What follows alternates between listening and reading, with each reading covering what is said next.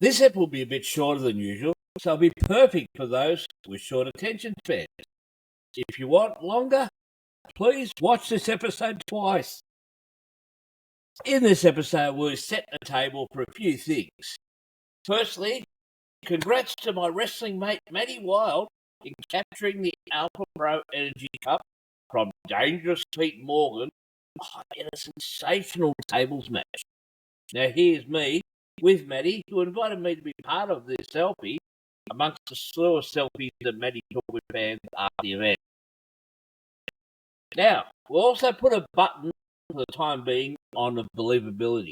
We also talk about everyone's favourite uncle, and we set the table for what's coming up. Also, I watched an episode of AEW Dynamite. What happened there? Let's set the tables.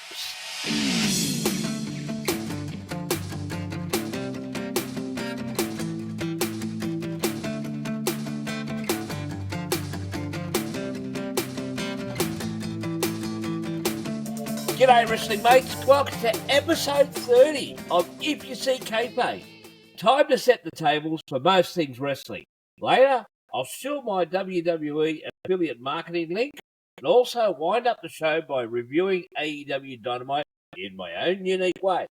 But first, let's recap the last episode and put aside the believability talk for now.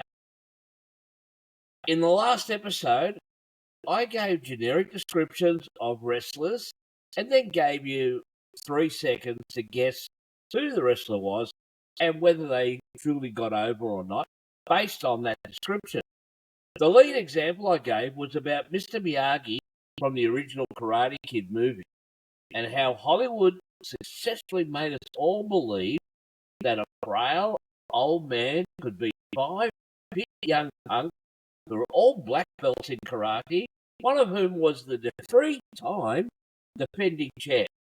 Mr. Miyagi also trained a young novice, Daniel-san, to defeat the 3-time champ in the very tournament he was defending his crown in.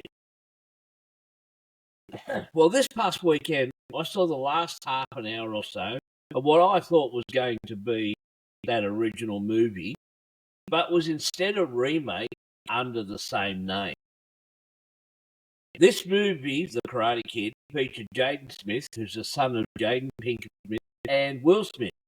And he was the young gun being picked on by bullies, and Jackie Chan was Mr. Han, based on the Mr. Miyagi character. The part I came in on was when Smith's character, Dre Parker, had been brutally injured and was in the treatment room asking for Mr. Han to use his fire-cupping healing method.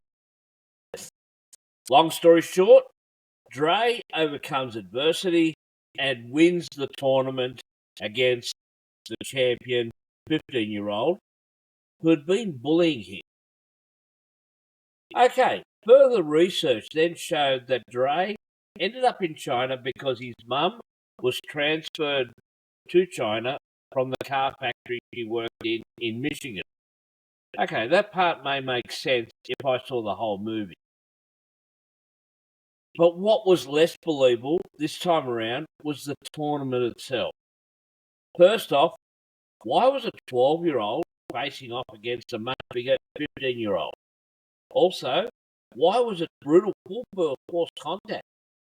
The original movie was semi-contact at best. Also, how was it that these little kids were able to fly around the mat with moves that would make Chan and Bruce Lee envious? And how were these slow-mo instant replays available so quickly on the big screen above them? To me, the difference between this fight sequence compared to the old one is like the difference between FTR and the Young Bucks. FTR have a modern style, but with old-school values. You believe that they are out to win every time they hit the ring. On the other hand, the Bucks look to see how many spots and leg slaps they can get into a match and what match rating they can get from their buddy Dave Meltzer. Uncle Dave. He is truly damaging his legacy. His biased viewpoints and counter viewpoints are showing up more and more in his reporting. I penned an open letter to him, which I'm hoping my wrestling mates at pwdownunder.com will publish very soon. His treatment of Dutch Mantel's current health issues and the subsequent GoFundMe page his daughter set up for he and his wife, who was also quite ill, was what tipped this normally positive person over the tipping point.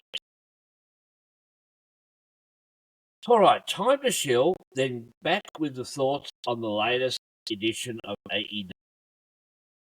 Many people want to make sure they get proper WWE merch.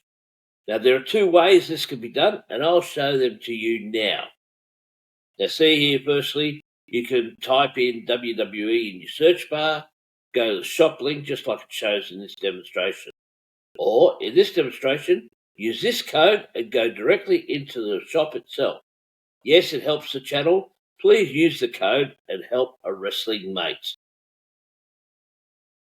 Welcome back to If You See Kayfabe with your wrestling mate, SouthernJoe. Here at the nerve centre of the SouthernJoe YouTube network, I have my PC, which we upgraded from the crappy little laptop that used to take forever just to load a simple quarter-hour episode of when this show is known as the SouthernJoe Wrestling Show. Now I have the PC, and I also have two monitors. One where I can look at pages like articles, like Facebook, muck around with the pages. Then over here, the other monitor, which I can play some music or YouTube videos. So it was on that second monitor where I decided to play the November 14th episode of AEW Dynamite, which here in Australia was via the KEO website, a subscription-based sport app here in Australia.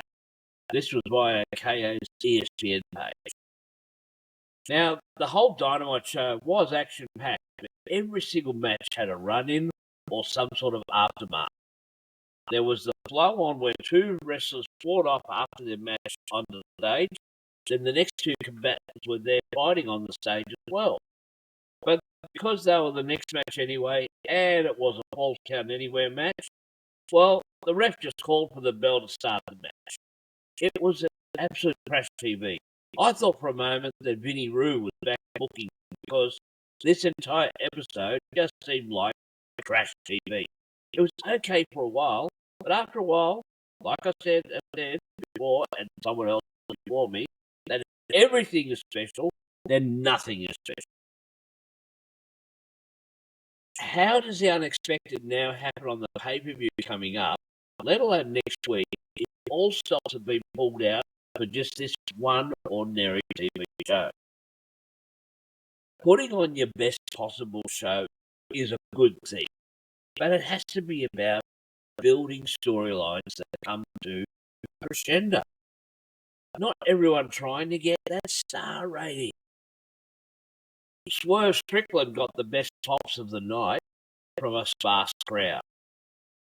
Tony Khan needs to stop booking 22,000-seat arenas until he can overflow them.